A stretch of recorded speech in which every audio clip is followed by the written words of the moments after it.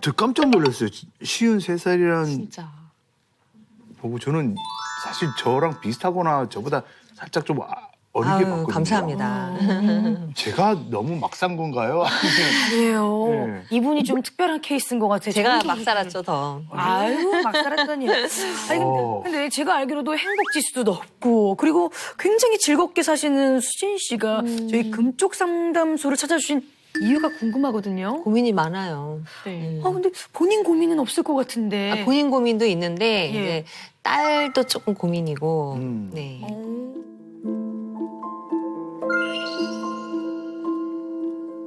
딸은 뭐라도 했으면 좋겠어요. 밖에 나가서 물고기를 잡는 어부가 돼도 좋으니 뭐라도 했으면 좋겠어요. 아직 뭐 꿈이 없는 건가?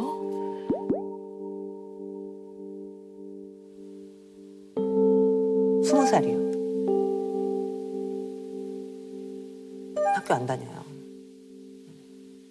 네, 안 해요. 공부도 안 해요. 저는 학교 때 은근히 범생이었나 봐요. 당연히 중학교, 고등학교, 대학교 졸업하고 뭐 당연히 취직하고 뭐 시집가고 약간 이렇게 순서를 당연하게 생각했는데 얘네는 그냥 순서가 없어요. 앞뒤가 없어요. 학교도 막 일찍 그만두고 우리 딸도 일찍 그만뒀지만 네, 중학교 때 그만뒀어요. 중학교 때. 되게 부지런하고 일찍 일어나고 잘 갔던 아이가 중학교 2학년 때부터 안 일어나요. 방문을 열어보면 자고 있는 거예요. 그러면은 학교 안 가? 이러면은 귀찮아. 왜 이래? 이러면서 안 일어나는 거예요. 중2니까 잠시겠지. 그런데 그게 여러 날이 계속 되더니 중3이 올라가더니 엄마 나는 공부해서 성공할 것 같지 않고 나는 학교가 더 이상 내게 의미가 없고 무슨 소리 하는 건지 하나도 못 알아듣겠고 나 맨날 잠만 자 엄마. 그냥 집에서 편히 잘래.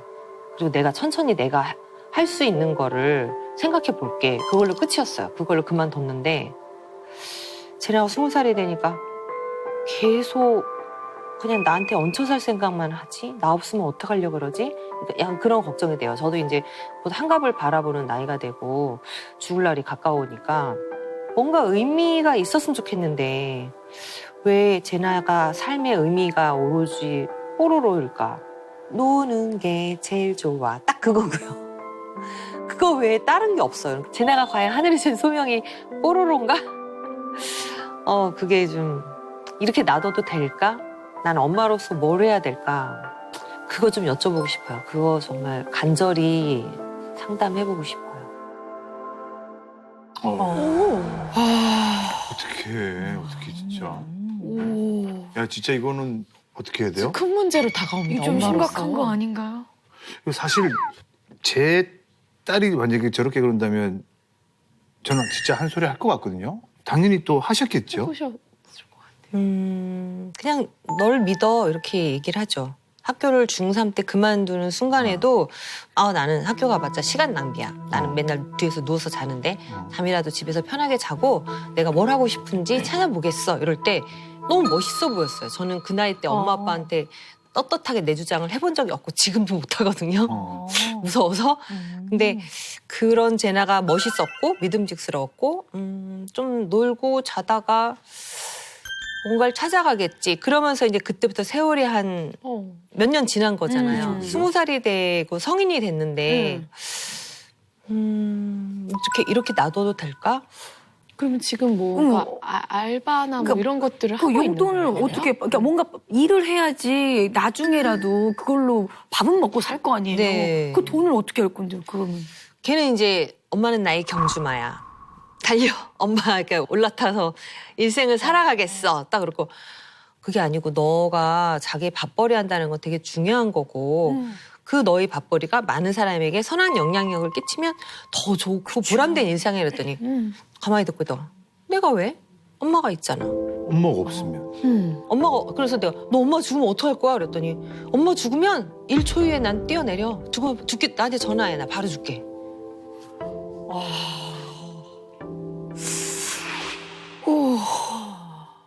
딸아 너 혹시 뭐 그래도 좀 뭐 관심 있는 분야가 없니? 엄마가 좀 이렇게 도와줄게 뭐 이렇게 한번. 안 물어봐도 수많은 좋은 기회가 왔다 갔어요. 그래요? 예를 들면. 네. 중2 때인가 한 2억 정도 제나한테 준다 그러면서 소속사에서 본격적으로 키우려고 그랬어요. 근데 제나가 싫어. 내가 왜? 이래요. 근데 되게 잘하거든요, 유튜브.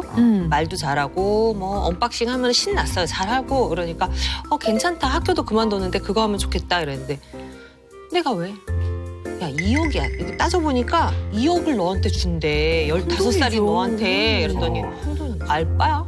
딱 이래요. 그래갖고 안 되는 거야. 좀 화나 말았어요. 좀 하다가. 그러다가 또 그 유명 걸그룹을 되게 키워낸 그 엔터테인먼트에서 연락이 왔어요. 그래가지고 오디션 보러 오라고. 그러니까 얘는 진짜 춤신 춘왕이거든요. 그래서 제가 아가 때는 제 앞에서 춤을 췄으니까 그때 찍은 거를 이제 올렸는데 그런 거 보고 이제 괜찮으니까 이제 불러서 오디션을 봤어요. 근데 가사를 안 해온 거예요.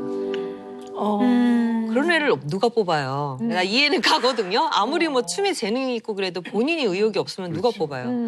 그러니까 그냥 제가 아무 말 안 해도 주변에서 기회를 막 던져주는데 다 걷어차는 거야. 내가 왜? 내가 왜? 엄마가 있는데.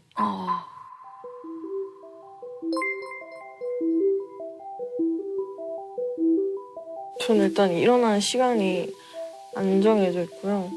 일어나고 싶을 때 일어나서 친구들 만나서 밥을 먹거나 아니면 커피 먹고 커피 먹으면서 한 몇 시간 멍 때리고 뭐 하지 하다가 뭐 볼링을 치거나 아니면 자요.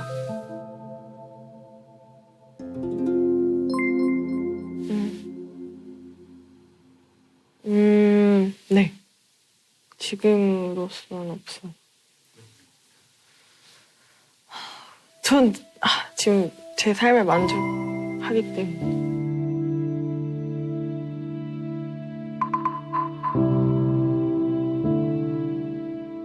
일단 고민거리도 딱히 없고 그냥 뭐 하고 싶은 것도 딱히 없고 하니까 의지가 없는 것 같아요 지금. 네.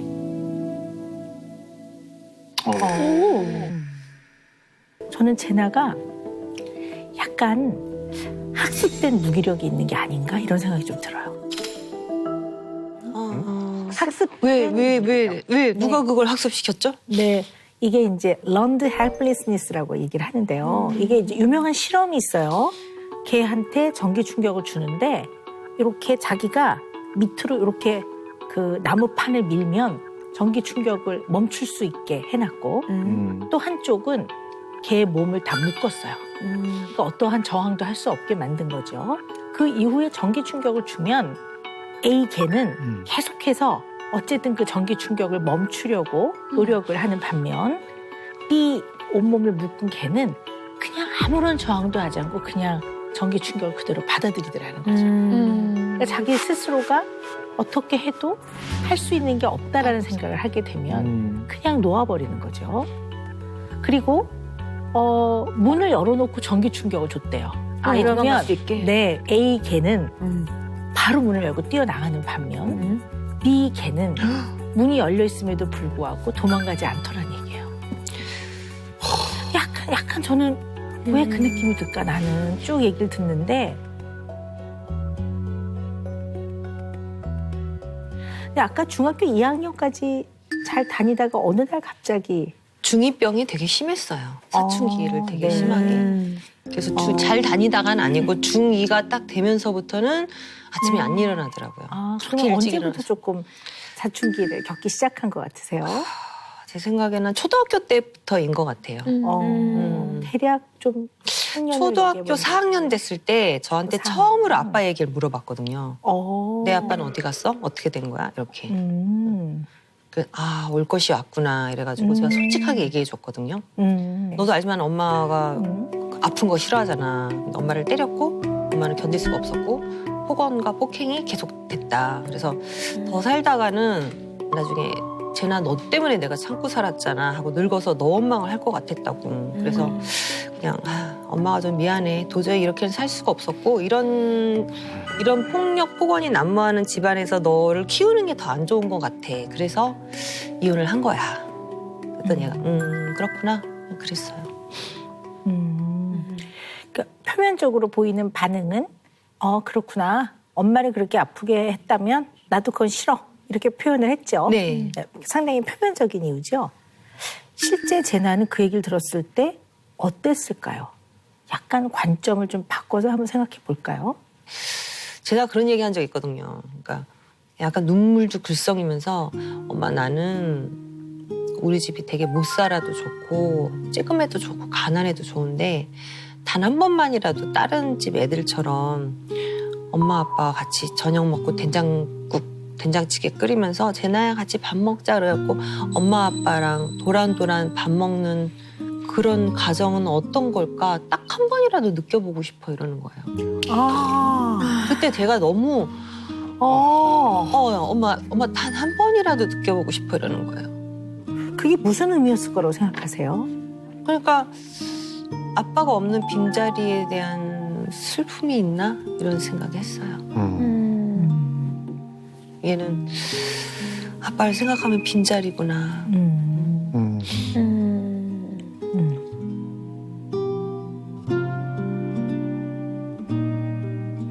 그냥 제나를 무의도식하고 엄마 그냥 등에 업혀서 아무 일도 안 하고 엄마한테 돈 뒷바라지만 해달라는 아이로 본다면 이 문제는 해결이 안 될 것 같아요. 그렇게 보기 시작하면 제나를 다른 각도에서 봐야 되는데요. 저는 그냥 굉장히 얘가 사실은 페인이 있는 것 같아요. 페인. 굉장히 고통이 있고 굉장히 아파하고 있는 것 같아요. 제가 볼 땐 그래요. 그럼 이제 저의 관점에서 한번 볼게요. 아이가 초등학교 이렇게 다니는데요. 물론 싱글 맘이 돼서 이혼해서 아이를 혼자 키우는 거 많습니다. 그리고 그거 잘못한 것도 아니에요. 근데 어쨌든 초등학생인 어린아이 입장에서 이렇게 봤을 때는 좀 다른 것 같아요. 다른 집이랑. 그럼 이제 아이가 물어봐요.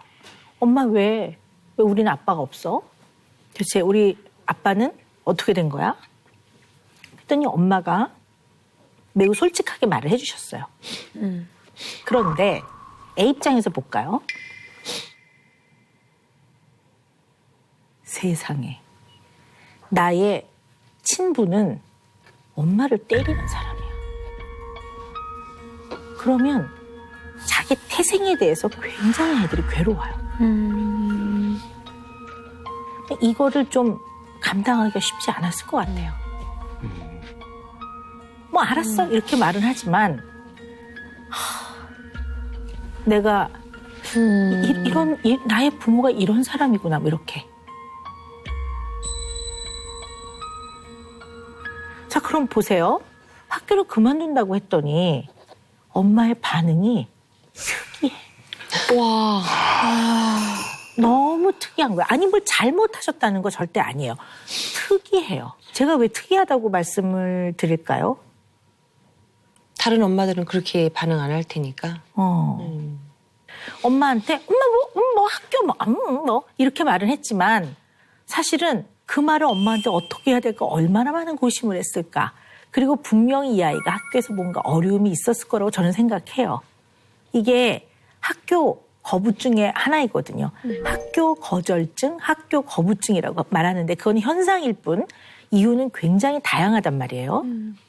이 문제의 깊이는 깊은 문제예요. 가벼운 문제가 아닌데 엄마는 매우 가볍게 대한다고 느꼈을 거예요.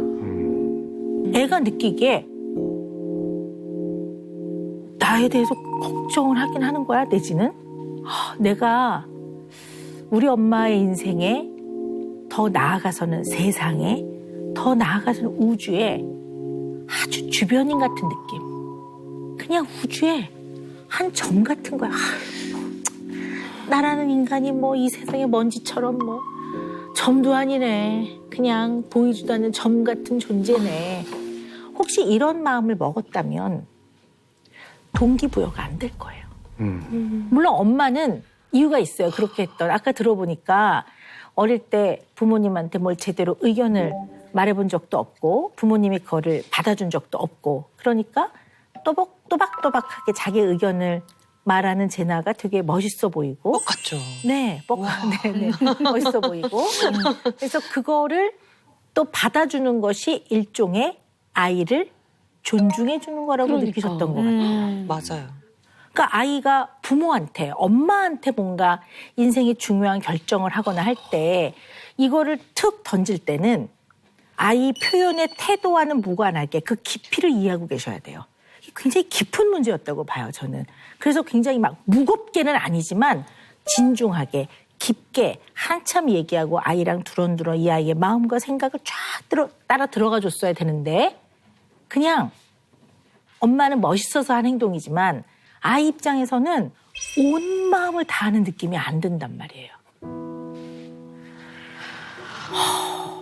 특이해. 우리 집은 특이한 집인 거예요. 특이하잖아요. 그래서 어쩌면 나도 그냥 가난해도 좋고 잘 못 살아도 좋은데 그냥 평범했으면 좋겠어라는 말이 맞아. 그 얘기도 했어요. 평범했으면 네, 좋겠어. 그 얘기도 했어요. 네, 그게 아빠가 그리워. 뭐 이거보다는 그냥 평범했으면 좋겠어. 이런 뜻일 거예요.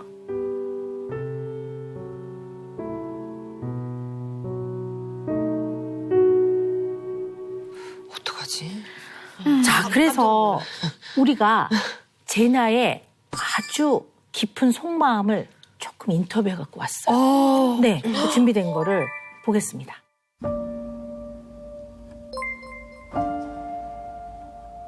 그냥 너무 사적인 얘기를 좀 라이브에서 안 했으면 좋겠어. 제가 엄마랑 단둘이 있을 때 뭐 이성 얘기 이런 거를 하면은 저는 이제 방에서 문을 닫고 있거든요. 엄마가 라이브를 하시면. 그래서 친구랑 전화를 하고 있다가 뭔가 되게 익숙한 스토리가 들려요. 제가 막 얘기했던 거를 하시고 계시는 거예요. 그거는 엄마랑 둘이 간직하고 싶은 비밀인 건데 다른 분들한테 말하는 거, 그 공개적으로.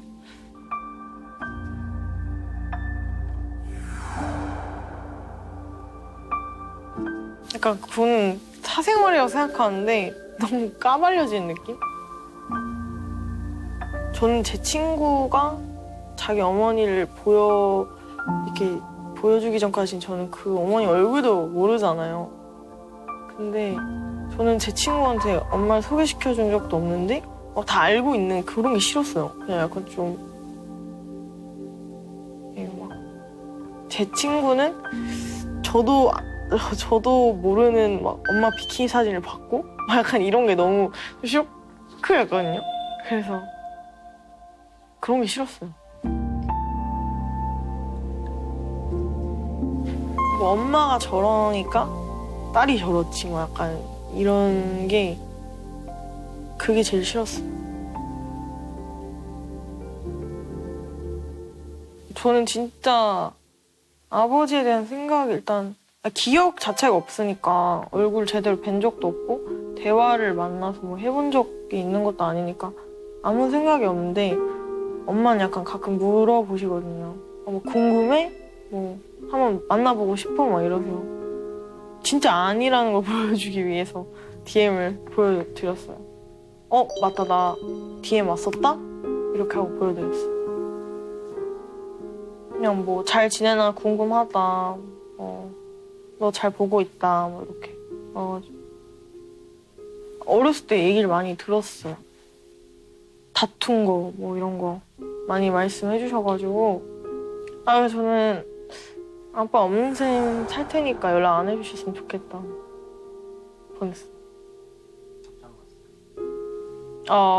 자기도 딸 없는 셈 하겠다고. 알겠어요. 잘 지내세요. 이러고 끝이었어요.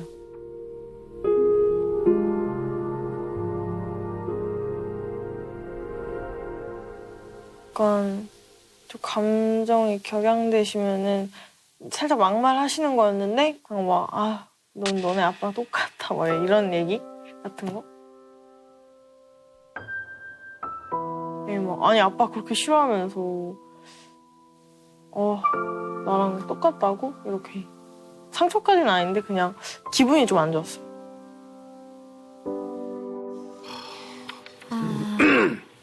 우리 재나 형이 뭐 굉장히 좀 덤덤하게 얘기는 하고 있는 것 같지만 마음의 상처는 꽤 깊어 보입니다. 어떻게 보셨어요? 그게 기쁜 건가요? 저희가 보기에는 굉장히 좀 덤덤하게 얘기하려고 애를 쓰는 것 같지만, 애를 쓰는 거지 상처가 얕다라고는 전혀 안 느껴지는데. 맨날 듣던 얘기니까 좀 슬프지 그랬는데. 아, 저 얘기를 직접적으로 한 적이 있어요? 왜냐면 아빠한테 온 DM 보여줘가지고 아빠가 이렇게 답을 했다 그래가지고 우리 딸은 역시 날 사랑하는구나 그냥 그러고 말았는데 아, SNS에 대한 얘기도 했었어요? 쟤네가 그런 얘기 하지 마 이러면 알았어 안 하면 되잖아 그냥 이러는데요 라이브 방송하다가 근데 이렇게 생각은 해볼 필요는 있을 것 같아요. 엄마하고 제나하고 되게 가까워요. 네. 그리고 이야기도 많이 하는 것 같고요. 우리 흔히 말하는 친구 같은 찐친이죠. 네, 네. 친구 같은 엄마 네. 딸. 네. 그런데 엄마는 엄마의 위치에서 해야 되는 역할이 있거든요. 언제나 말씀드리지만 엄마는 엄마의 위치에서 줘야 하는 사랑이 있어요. 제나가 그렇게 느끼지 않는 것 같아요.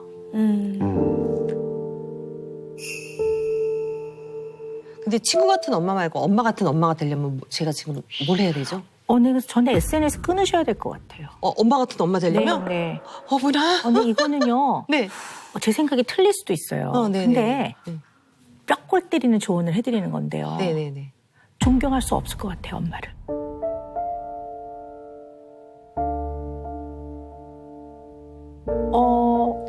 엄마가 네. SNS로 소통하는 수많은 불특정 다수와 유일한 딸인 자기와 크게 차이가 없다고 느끼는.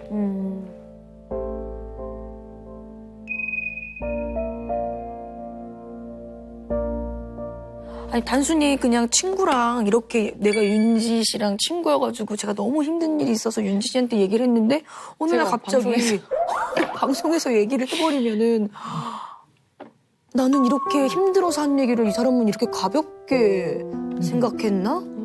그러면 이 사람에 대해서 이건 관계를 진짜 냉정하게 절연할 필요가 있다라는 생각을 좀 할 것 같아요. 근데 실제로도 그런 이쪽 일 하시는 분들도 많이 있고요.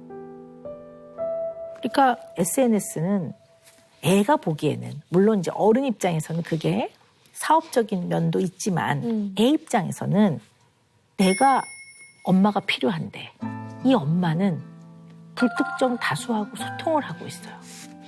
그럼 그냥 애가 느끼기에는 자기도 수많은 불특정 다수 중에 하나라는 그런 생각도 들었을 것 같아요. 그러니까 엄마의 위치에서 해줘야 되는 사랑이 있거든요. 제가 그런 사랑을 못 받아봐서 그래요, 엄마한테. 어떻게 해주는 게 좋은지 모르겠어요. 좀 들어볼까요? 엄마요? 네, 엄마 얘기하면 울 것 같은데. 그래도 들어봐야 될 것 같아요. 네. 제가 엄마에 대한 기억은요. 진짜 좋은 기억만 하고 싶은데 엄마 품에 따뜻하게 안겨본 적도 없고 어렸을 때 사진 찍어보면은 저는 여기 앉아있고 남동생은 저기 앉아있고 엄마는 거기 가서 붙어서 이렇게 사진 찍어요. 늘 네. 남동생만 이뻐하고 남아선호 사상이 좀 있으셨나요, 어머니가? 좀이 아니고 그냥 엄마 이꼬르 남아선호. 네.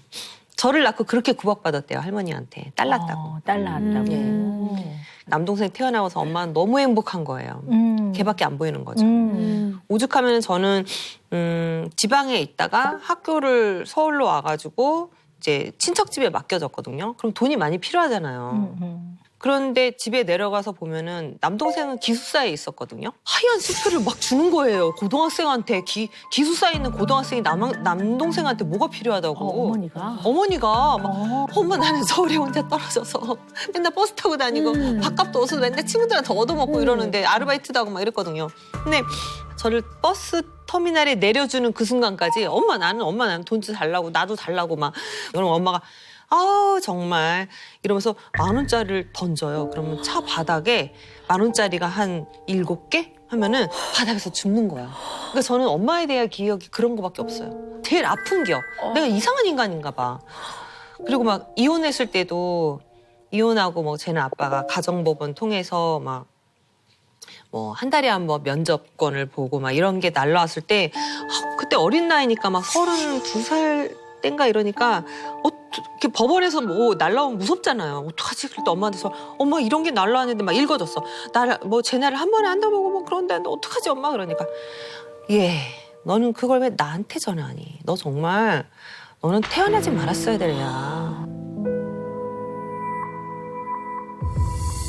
너는 외국 가서 그냥 쥐두새도 모르게 죽었으면 좋겠어. 한국에서 죽으면 엄마 아빠 그 명예에 누가 되니까 소리 소문 없이 아무 소문 안 들려 아주 멀리 가서 죽어. 넌 태어나지 말았어야 될 이래요. 그러니까 나는 엄마가 딸에게 주는 사랑이 어떤 거여야 되는지 사실 잘 모르는 것 같아. 굉장히.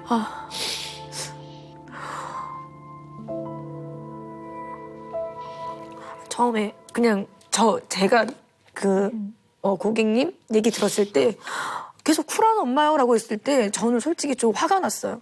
아, 쿨한 엄마가 아니고 쿨하다 못해 춥다고 느껴질 정도로. 사람이 다 온도가 달라서 내가 쿨하다고 얘기하지만 어떤 사람들은 그게 되게 추운 것처럼 느껴질 수 있잖아요. 정말 에어컨 바람 것도. 근데 이런 얘기를 듣고 나니까 본인 자체가 너무 차가운 사람이었던 거예요. 그래서 너무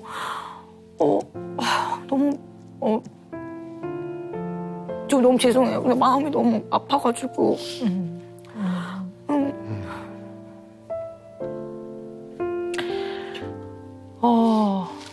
어디서부터 잘못했을까요, 이게? 아, 이게 참 처음에 제나 양만 얘기 들었을 때는 그 제나 양 걱정만 됐다가 아이고. 또 이수정 씨 얘기 듣다가는 또 엄마가 좀 남다른 것 같다. 여기 또 어머님 얘기를 들어보면 어머님이 또 너무 딸한테 어떻게 이런 말을 하지? 엄마가 어떻게 하면 자식을 편안하게 부드럽게 대하고 자식 입장에서 우리 엄마가 날 사랑하는구나 이렇게 느끼게 하는 엄마로서의 사랑을 경험한 바가 없는 거예요. 네네. 경험을 못 해본 것 같아요. 네네네. 그래서 그냥 친구 같은 것만 할 줄 아는 것 같아요. 맞습니다. 진짜 뭔지 어떻게 해야 되는지. 맞습니다. 네. 그래서 그것을 개선하기 위해서 이수진이라는 엄마가 선택한 거는 친구 같은 엄마인 거예요. 그렇죠. 그건 네. 편하니까. 네, 그나마도 제나의 외할머니는 냉정한 사람이었는데 나는 그런 엄마는 되지 말아야지 하면서 따뜻하게는 대하는데 친구인 거예요. 친구 같은 엄마도 아니고 그냥 친구. 그건 그래요. 그러니까 아이를 사랑하지만 엄마의 위치에 있지 못했던 것 같아요. 제가 보니까. 그래서 아이에게 거짓말을 하거나 또는 마음을 속일 필요는 없는데요. 말을 다 하는 건 아니에요. 부모로서는 가려야 될 말도 있는 거거든요. 어머 초등학교 4학년 때 다 얘기했나요? 그렇죠. 아이의 나이를 고려해서 잘 받아들이고 소화할 수 있게 나이에 맞게 잘 해주셨어야 됐을 것 같아요. 저는 아이가 굉장히 상처받았을 거라고 생각이 들어요. 저라면 그랬을 것 같아요. 저라면 상처받았을 것 같아요. 그래서 아이가 부모를, 제나가 엄마를 존경하게 되는 거 참 중요할 것 같아요. 근데 뭐 엄마가 무슨 돈이 많고 직책이 높아서가 아니라 그냥 나의 부모로서 나를 보호하고 사랑해주고 돌봐주고 나를 가장 아끼는 나의 앞날을 가장 사랑하면서 의논해주는 그런 엄마로서 존경해야 될 것 같아요. 알 것 같아요. 감사합니다.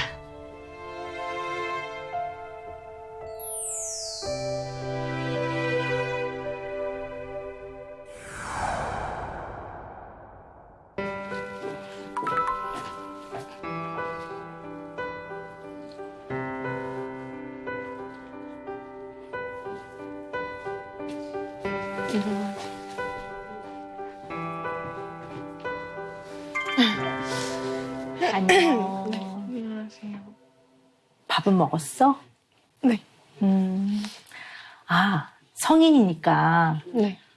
선생님이 조금 편하게 말을 해도 되는지를 허락을 받아야 되겠다. 아니요, 아니요. 괜찮아? 네. 편하게 말해도? 네. 아, 그래. 고마워. 선생님이 엄마랑 네. 꽤 긴 이야기를 나눴어.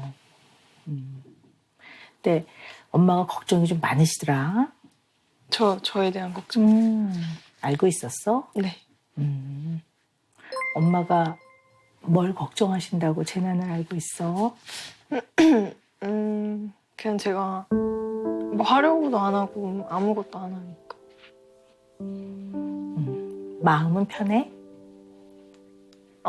아니 좀 약간 뭔가 괜히 미안한 그런 건 좀 느꼈어요. 진짜 고민을 엄마하고 의논해? 저는 좀 이렇게 벌어지지도 않은 일에 좀 걱정 많이 하는 편인데 그래서 근데 이거 하고 싶은데 이렇게 될까봐 못하겠다 이렇게 얘기를 하면 아니 하면 되지 이렇게 저희 엄마는 좀 이렇게 추진력도 좀 있으시고 실행력도 있으시고 모든 일을 할 때 그래서 성향이 다르구나 엄마랑 이러고 얘기를 잘 안 하게 되는 것 같아요. 너는 이걸 좀 하고 싶은데 네. 못 해낼까 봐 좀 걱정이 돼서 못 하겠어. 이렇게 말을 했을 때 선생님이 엄마면 이렇게 말할 것 같아. 네가 그 걱정이 되는 거는 사실은 네 마음속에서 잘하고 싶은 거지. 잘 못 해낼까 봐 걱정도 되는 거야. 근데 네 나이는 처음부터 잘할 수가 없는 나이야. 아무리 능력이 뛰어나도. 네 나이는 그저 시도해보면서 잘 못해도 그것 자체가 큰 배움이야. 못해보는 걸 통해서도 배운단다. 배운다고 생각하고 경험해보는 거야. 만약에 엄마가 이렇게 말했다면 제나 마음은 어땠을까? 따뜻해졌을 것 같아요.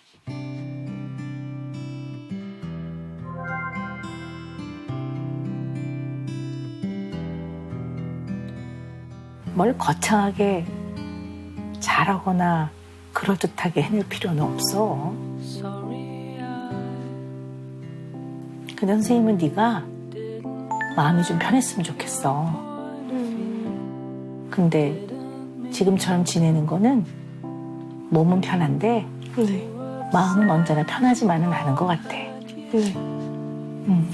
그렇다면 제나가 조금 더 마음 편할 수 있도록 어떤 상황이 돼도 네가 독립적인 인간으로 네 마음을 좀 편안하게 안정시키면서 살아갈 수 있도록 네. 네가 너 자신을 돕도록 그거는 멈추면 안 될 것 같아. 나는 좀 그랬으면 좋겠다.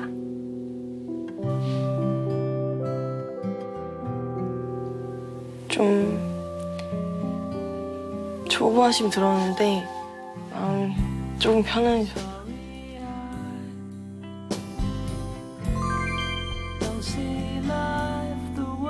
제 나이 정도 되면 다 누구나 갖고 있는 고민이지 않을까 싶어서 가족 고민입니다. 이제 그 엄마 우리 엄마 이제 엄마가 정말 대차시거든요. 네. 정말 파이팅 넘치시고 정말 늘 이렇게 건강하셨던 분이 이제 나이가 좀 차시고 이제 지병들이 하나둘씩 생기시다 보니까 이제 어느 날부터 이제 좀 약간 막연한 두려움이 좀 생기더라고요. 제가 사실 그 트라우마가 있거든요. 그러니까 누구와 이별하는 트라우마.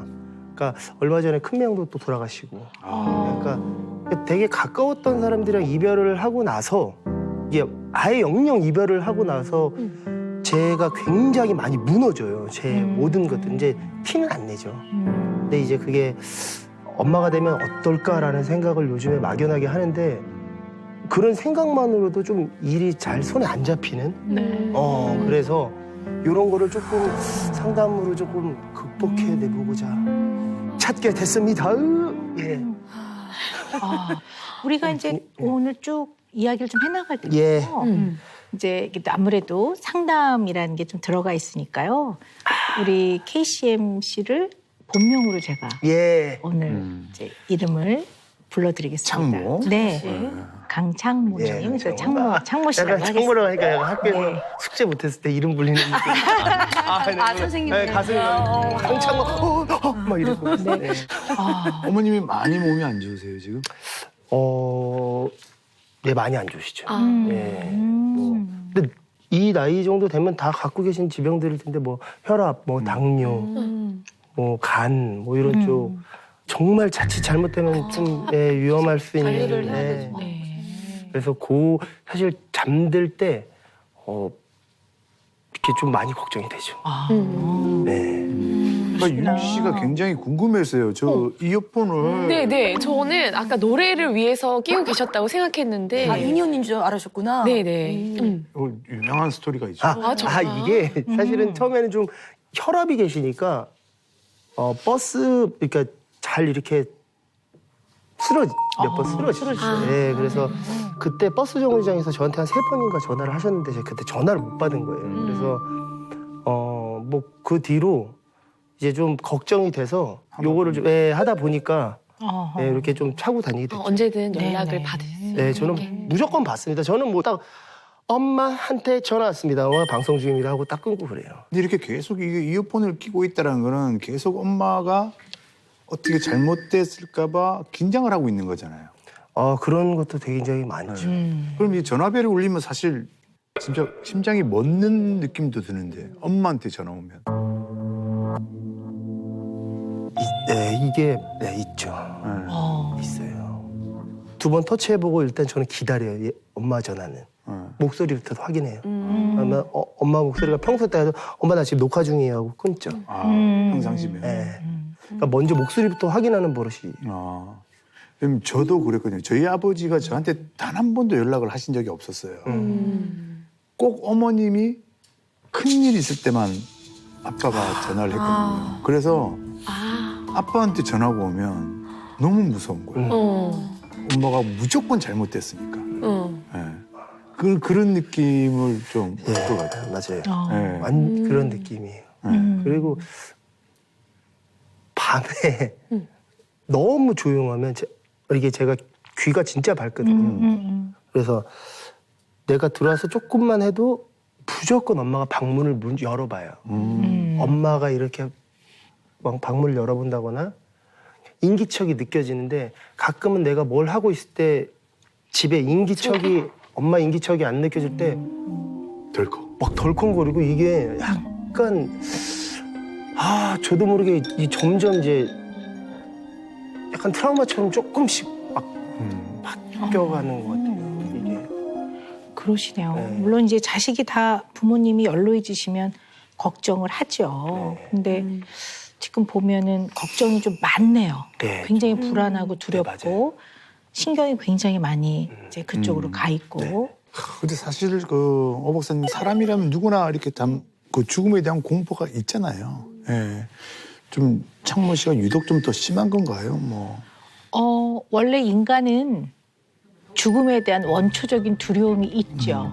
죽음은 다 두렵죠. 당연한 거고요. 죽음을 너무 안 두려워하는 것도 좀 이상한 거죠. 근데 죽음을 너무 두려워해서 죽음에 대한 공포가 너무 높아서 일상생활에 영향을 줄 정도인 거를 죽음 공포증이라고 해요.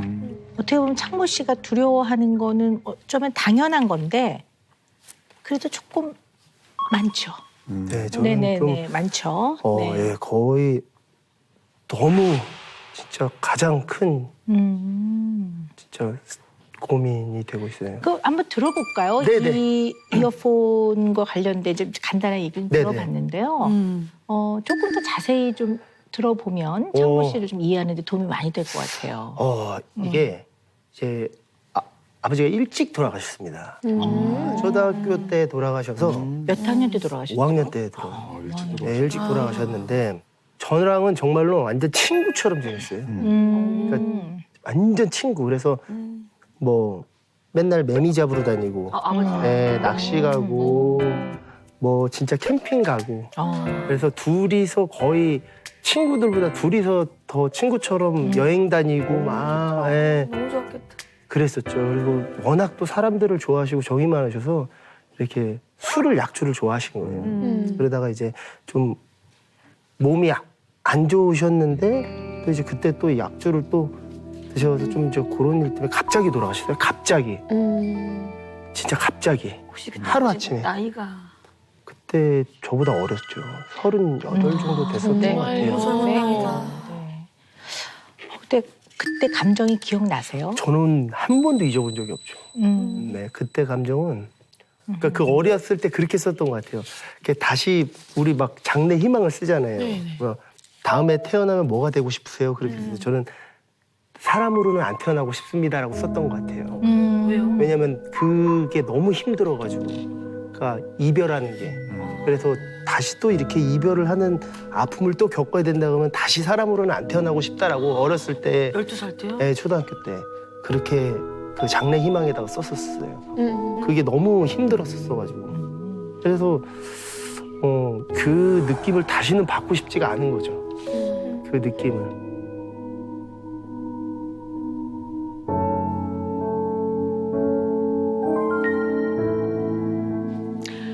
그 아이들의 나이 또는 발달 단계에 따라서요. 어떤 상황을 이해하는 게 조금 다르거든요. 근데 그러니까 특히 유아기는요. 부모가 세상을 떠나면 나를 사랑하지 않는다고 느껴요. 어떻게 나를 사랑하는 나를 두고 떠날 수 있는가 생각을 해요. 근데 청소년 시기에 들어가면 내가 이 상황을 해결해 보려고 노력해요. 그러니까 이 해결하지 못한 자기 자신에 대한 굉장한 무력감이 있는 거예요. 근데 초등학교 5학년이면 딱 그 선이거든요. 아동에서 청소년으로 넘어가는. 그러니까 아버지가 돌아가신 게 창모 씨가 잘못한 게 아님에도 불구하고 그때 내가 이렇게 했더라면 살릴 수 있었을 텐데 그때 내가 뭐 이걸 좀 더 알았더라면 뭐 살릴 수 있었을 텐데 이렇게 내가 뭔가를 했더라면 이 상황을 좀 해결할 수 있었을 텐데라는 생각을 했을 거란 말이에요. 제일 많이 했던 것 같아요. 아 그래 그 한번 들어볼까요 그 얘기를? 네. 네, 저는 너무 기억을 정확히 하죠. 이제 그 마지막에 저랑 이제 제가 아빠랑 원래 이제 잠자리를 잡으러 가기로 했었는데 그날 제가 아빠랑 안 가고 내가 그 어린 마음에 늘 아빠가 곤충 채집 해주고 그러니까 어렸을 때 내가 저거를 잡아서 한번 아빠한테 깜짝 놀래켜줘야겠다 이런 생각을 했었거든요. 그래서 그 어린 나이에 버스를 솔직히 얘기하고 탄 거예요. 잠자리 잡아. 잠자리 잡으러 가야 되는데 버스 한 번만 태워주시면 안 돼요? 그렇게 하고 시흥에는 물왕저수지라고 아직도 기억을 해요. 저는 거기까지 제가 그 어린 나이에 버스를 타고 잠자리를 잡으러 간 날이었거든요. 그날이 이제 그날부터 이제 뭐 좀 그렇게 됐는데 이제 그게 가장 살면서 후회가 되는. 그날 안 갔더라면. 안 갔더라면 아빠랑 갔더라면. 그럼 술을 안 드셨을 텐데 네. 그렇게. 네. 그날 술을 안 드셨을 텐데. 네. 제일 그 사건. 그 이후로는 뭘 붙잡고 사셨어요? 마음이 되게 힘드셨을 텐데 어떤 마음으로 붙잡고 그 이후에 버티고 사셨을까? 그냥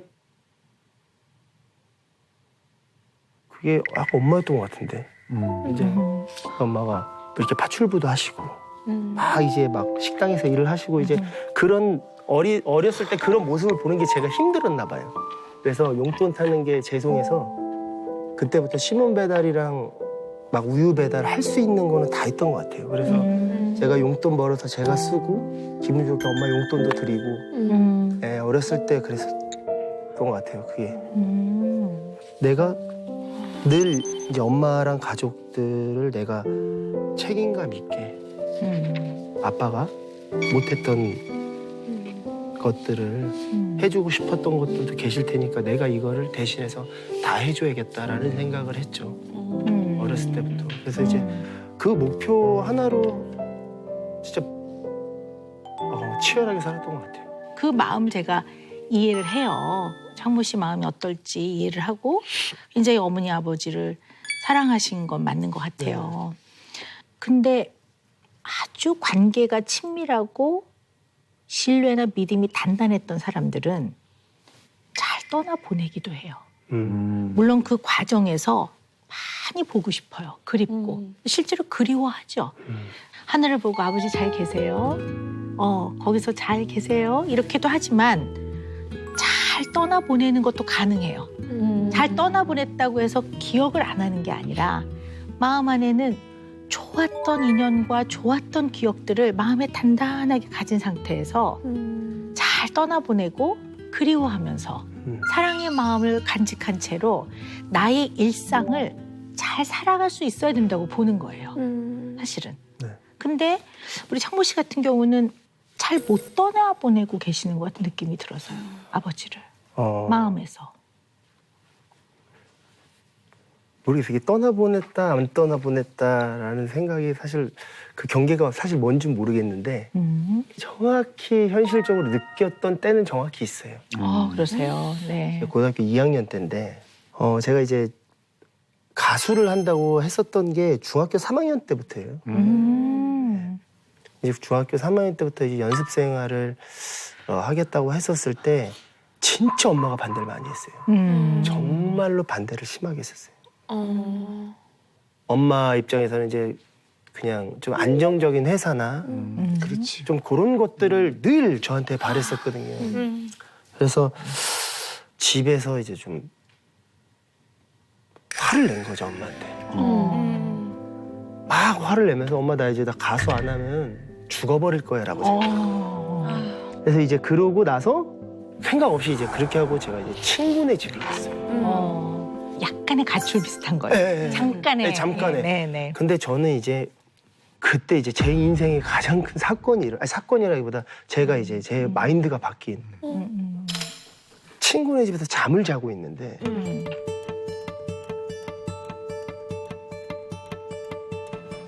갑자기 아빠가 문을 팍 열고 들어오시는 건데 저희 아빠는 화를 낸 적이 없거든요. 돌아가시고 나서 그게 몇 년 만인지 모르겠어요. 문을 팍 열고 들어오더니 제가 위를 딱 봤는데 아빠가 보였단 말이에요. 너무 생생하고. 너무 생생하게. 저한테 진짜 욕을 안 하는데 정말 이 쌍놈의 새끼가 네가 감히 엄마한테 막 말도 안 되는 욕으로 저를 진짜 엄청 혼내줘. 내가 아빠 너무 잘못했다고 내가 잘못 생각하고 있다 진짜 펑펑 울면서 눈을 딱 떴거든요. 근데 저는 그게 꿈도 아니고 현실도 아니에요. 그러니까 진짜 아빠가 왔다 간 것 같다라고도 지금 생각하거든요. 그래서 그 사건 이후로 사실은 좀 마음이 조금 편안해졌어요. 아빠가 늘 보고 계시고 다 알고 늘 알고 계시구나 라는 생각이 그때부터 들면서 조금은 좀 여유로워질 수 있었던 것 같아요. 근데 저는 또 이 상황이 완전히 다르게 해석이 돼요. 완전히. 어떻게 해요? 우리가 실제로 존재하지 않는 것을 보는 걸 환시라고 해요. 또 실제로 존재하지 않는 소리를 듣는 거는 환청이에요. 그러니까 실제로 소리가 없는데 들리는 것 중에 정상 범주에 넣는 게 있어요. 그게 뭐냐면 잠들기 바로 직전. 잠에서 깨려고 깰랑말랑 할 때는 그럴 수 있다고 봐요. 그래서 아마 그런 상황이셨던 것 같아요. 그게 꿈인 거예요? 꿈하고는 달라요. 그러니까 완전 잠이 든 것도 아니고 완전 지금처럼 이렇게 또랑또랑한 상태가 아니라 뭔가 이제 뭐 속상하니까 이제 울다가 잠이 살짝 들려고 하는 그 순간 내지는 거꾸로 잠이 푹 들었다가 살짝 깨려고 할 때 그럴 수 있다라고 보는 거예요. 그러니까 그게 이제 그냥 뭐 저는 의학과 과학을 전공한 의사니까 과학적으로 설명이 되는 부분이 의학적으로 설명이 돼서요. 약간 그런 현상이었다고 보는 거고요. 근데 여기서 이제 뭘 이해해 봐야 되냐면 창모 씨의 마음 안으로 들어가 봐야 될 것 같아요. 창모 씨의 마음으로 쑥 들어가면 고등학교 2학년이면 그야말로 발달 단계상 청소년 단계인데 아동을 넘어서서 청소년 단계를 넘어서서 이제 고등학교 2학년이면 1, 2년 있으면 성인이에요. 이 과정에서는 창모 씨만의 창조적인 인생을 펼쳐 나가야 된다고요. 나의 삶, 내가 원하는 꿈, 내가 살고 싶은 인생, 그거를 펼치겠다고 말한 거예요. 어쨌든 나 이거 할 거예요. 이거 허락 안 해주시면 나 강수를 둘 거예요. 그럴 정도로 난 이게 하고 싶어요라는 얘기를 한 거거든요. 근데 문제는 창모 씨 마음 안에 어머니를 거슬린 거에 대한 죄책감이 있었던 것 같아요. 그러니까 이 죄책감이 이거를 어머니 죄송해요 이렇게 되면 꿈을 꺾어야 되니까 본인이 그렇게 하기는 어려웠을 것 같아요. 그러니까 아버지라는 굉장히 마음 안에 상징적으로 굉장히 중요하게 삶의 중요한 어떤 기준이 되는 아버지가 대신 나오는 거죠. 등장해서. 그 약간 잠에서 살짝 깨려고 할 때나 잠에서 살짝 잠을 들려고 할 때 약간 비몽사몽 할 때 그 아버지는 아버지가 아니라 창모 씨 자신의 마음인 거죠. 그러니까 굉장히 어머니에 대한 양가 감정이 있었던 것 같아요. 어머니를 박차고 나가서 내 인생을 꽉 살고 싶은 마음 반, 또 마음 반은 그렇게 하는 게 굉장히 어머니한테 잘못하고 어머니를 거슬리고 불효를 하는 게 아닌가 하는, 어머니를 떠나는 게 아닌가 하는 거에 마음 반에서 양가 감정이 있으면서 왔다 갔다 하다가 결국은 아버지가 이제 등장했지만 그건 창모 씨의 마음인 것 같아요. 그래서 다시 마음을 정리해서 어머니 그렇게 말씀드려 죄송합니다라고 사죄를 하고, 그러나 제가 이걸 하고 싶습니다 해서 결국 지금 이렇게 훌륭한 가수가 돼서 저에게 오늘 노래도 불러주셨는데 결국 그거는 아버지가 아니라 창모 씨 내면의 창모 씨 자신이었다는 거를 한번 생각을 해보시면 어떨까 싶어요. 네.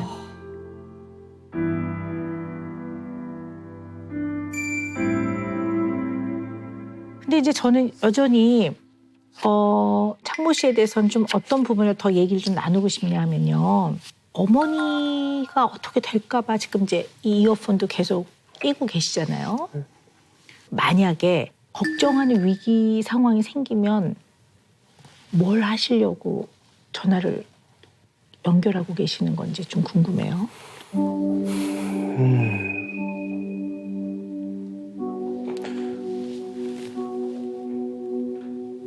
그 모든 대처 상황을 가장 발빠르게 해야 되지 않을까라는 생각. 모든 그때 같은 상황이 안 만들어져야 되니까. 그러니까 전화를 내가 어떻게 될지 모르니까. 네. 그러면 어머님이 지금 만약에 위급하시다 그러면 창모 씨가 할 수 있는 일이 없어요.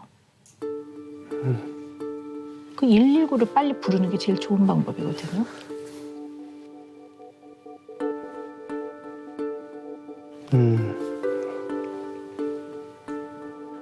그러니까 뭐 그냥 좀 냉정하게 들리실지 모르겠지만 의사로서는 어머니 휴대전화에 119를 1번에 딱 저장을 시켜 놓으시고 어머니 힘드실 때 딱 1번을 누르는 걸 무지하게 연습을 시키는 게 오히려 현실에서는 도움이 돼요.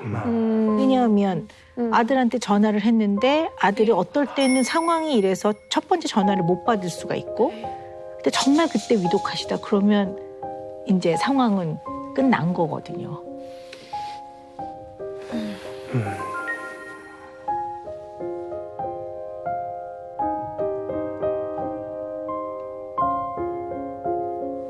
좀 생각이 많아 보이네요.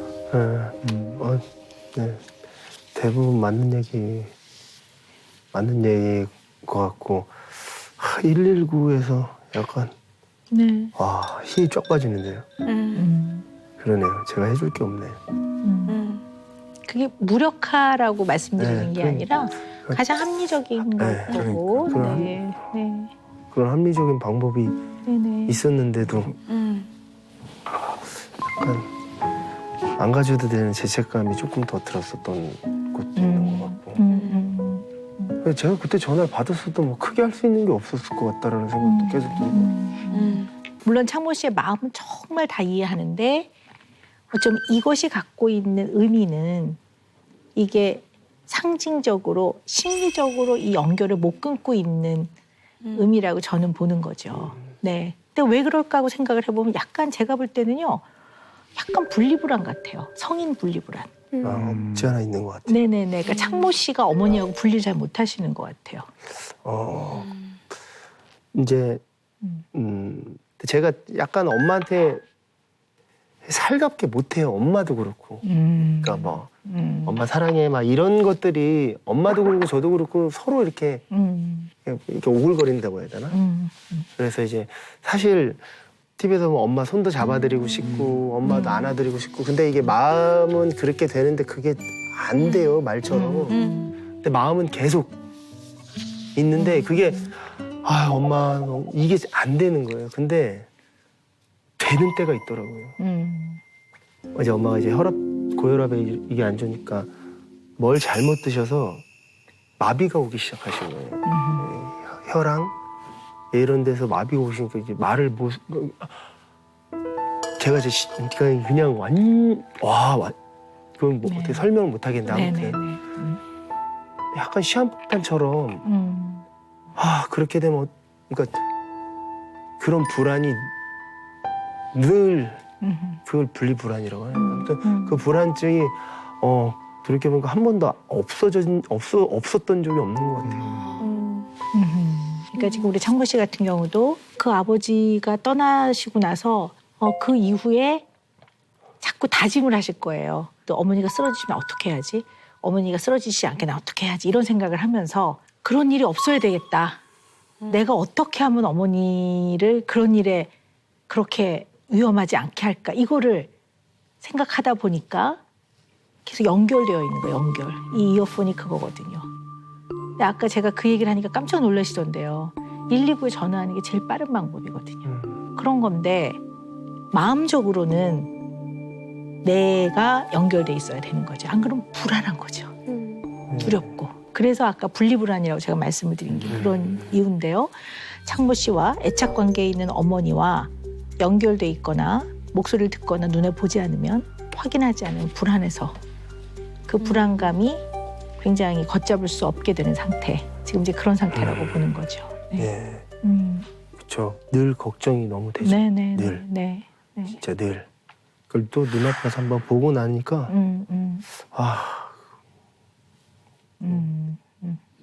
근데 어머니는 알고 계세요? 창모 모르죠. 씨한테 전화하면 창모 씨가 그런 걱정하신다는 몰라요. 그러니까 이 방송을 보시면 아시게 되겠네요, 이제요. 그래서 안 보게 하려고요. 그게 가능할까요? 모르겠어요.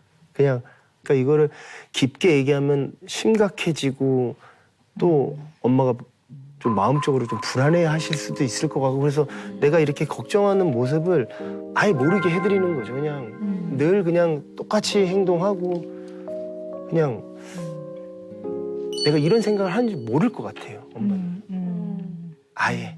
근데 이제 다 이해가 돼요. 왜냐면 어떤 사람은 좀 수줍음도 있고 뭐 사랑해요. 그러면 막 이렇게 닭살이 돋는다는 분도 있는데요. 그 아버님 세상 떠나고 나서 내가 사랑한다는 말을 많이 할 걸 후회되지 않으셨어요? 너무 하죠. 네네네. 그렇죠. 네. 제일 많이 하죠. 그렇죠. 네. 그래서 지금 가까운 사람한테는요. 현실에서 지금 오늘 이 순간 하셔야 합니다. 네. 그게 인간과 인간은 진심을 전할 때 가장 힘이 있습니다. 진심을 전할 때 가장 잘 전달됩니다. 그래서 어머니 너무 사랑하시잖아요, 어머니요. 그죠? 그러면 얼굴 볼 때마다 어머니 사랑합니다. 이렇게 하는 게 맞거든요. 네. 근데 그 캐시님이 막 되게 무뚝뚝하고 표현 안 하신다고 하고 절대 모르실 거라고 하시고 하는데 저는 이렇게 본의 아니게 이렇게 정면에서 계속 몇 시간째 이렇게 이야기를 듣다 보니까 너무 눈이 감정을 많이 말하고 계신데 이 자세와 말씀 몸이랑 좀 안 맞는 눈이죠. 굉장히 몰랐을 거예요. 제가 댄스여가지고. 누나 저 몸에는 저 눈은 아니에요. 엄마랑 지금도 같이 이렇게 살고 계신 것 같은데 네. 절대 모르실 것 같지가 않고요. 우리 아들이 나를 그동안 좀 쑥스러워서 못했던 얘기를 카메라 보고 영상 편지 한번 쓰시면 어떨까요? 영상 편지요. 네. 근데 이거 되게 좋아하세요. 진짜 되게 좋아요. 그럼요. 뭐라고 해요? 그냥 하고 싶어. 속마음 얘기하는 거죠. 엄마 그냥 건강하게 건강하게 오래오래 그냥 행복하게 살았으면 좋겠습니다. 엄마 사랑합니다. 이 무드를 몰아서 선생님 매직 한번 뿌려주세요. 네, 지금 네. 거의 매직이 이미 간 것 지금 같은데. 일단 매직이 통했어요. 이미 이미지 매직 통했죠. 네. 여기서 마무리 한번 딱 더 매직. 강력한 매직이 있습니다. 은영 매직, 은영 매직. 뾰로롱 뿅. 네. 네. 그 너무나 소중한 아버지를 잃었을 때 그 창모 씨의 내면의 마음. 그 마음에서 일부는 아직도 머물러 있어요. 너무나 아팠고 너무나 복잡한 마음에 너무 미안함에 너무 그리움에 그 마음 때문에 지금도 12살의 그 마음으로 어머니에 대한 걱정을 하고 이 어머니를 못 놓고 이 끈을 이 이어폰, 이 전화 여기 끼고 있는 걸로 연결하고 계시는 거거든요. 그래서 은영 매직은 12살 창모와 이별하자. 입니다. 네.